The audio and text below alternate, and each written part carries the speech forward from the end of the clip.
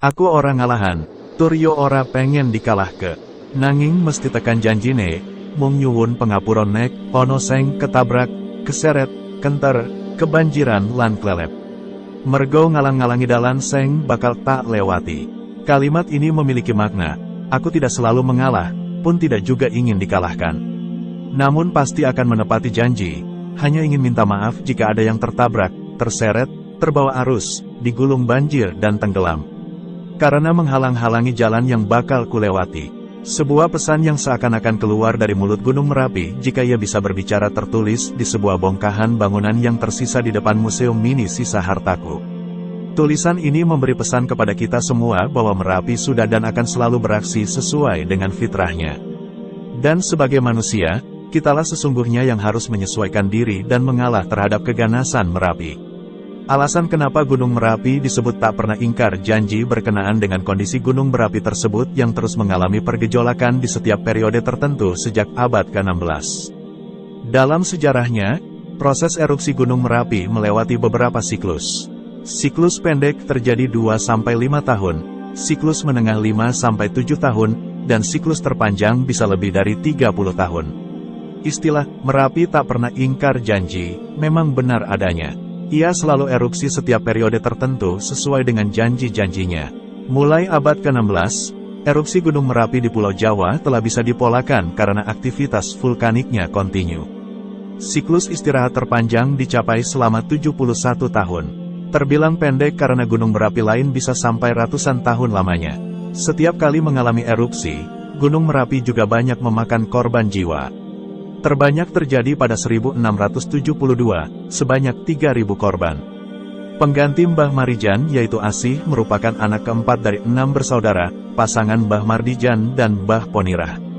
Sultan Hamengkubuwono X mengangkatnya menjadi juru kunci Merapi pada tanggal 4 April tahun 2011, menggantikan ayahnya, mendiang Mbah Marijan, yang meninggal saat terjadi erupsi Merapi pada Oktober tahun 2010.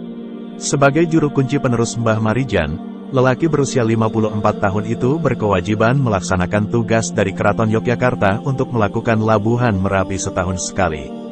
Bagi Asih, labuhan Merapi yang diadakan setiap bulan Rayap dalam Penanggalan Jawa, adalah acara spiritual dari Keraton Yogyakarta yang merupakan ungkapan rasa syukur kepada Tuhan Yang Maha Esa karena telah memberikan rejeki dan nikmat kehidupan kepada masyarakat, khususnya di sekitar Gunung Merapi.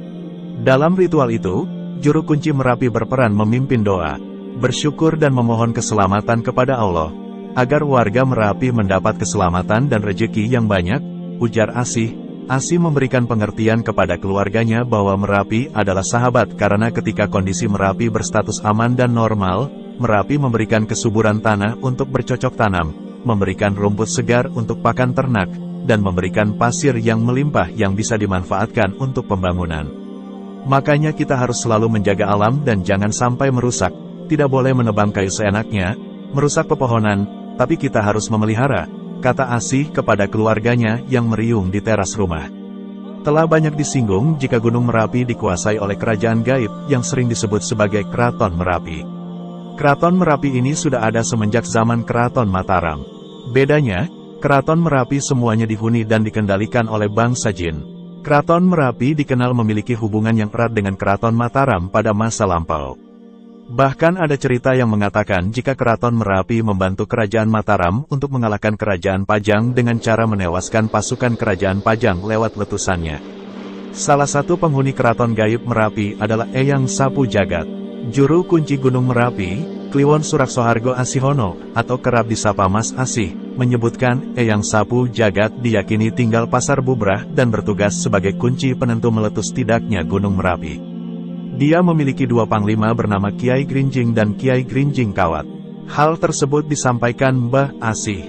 Juru kunci Gunung Merapi itu menyebut Eyang Sapu Jagat penghuni keraton gaib dimaknai sebagai kawah lava. Ketika kawah tersebut meletup keluar maka Gunung Merapi meletus. Selain Eyang Sapu Jaga, ada juga Kiai Petruk, yang bertugas memberikan tanda Gunung Merapi akan meletus. Tokoh selanjutnya adalah Eyang Antaboga yang ditugaskan untuk menjaga keseimbangan gunung, agar tidak sampai tenggelam ke dalam bumi.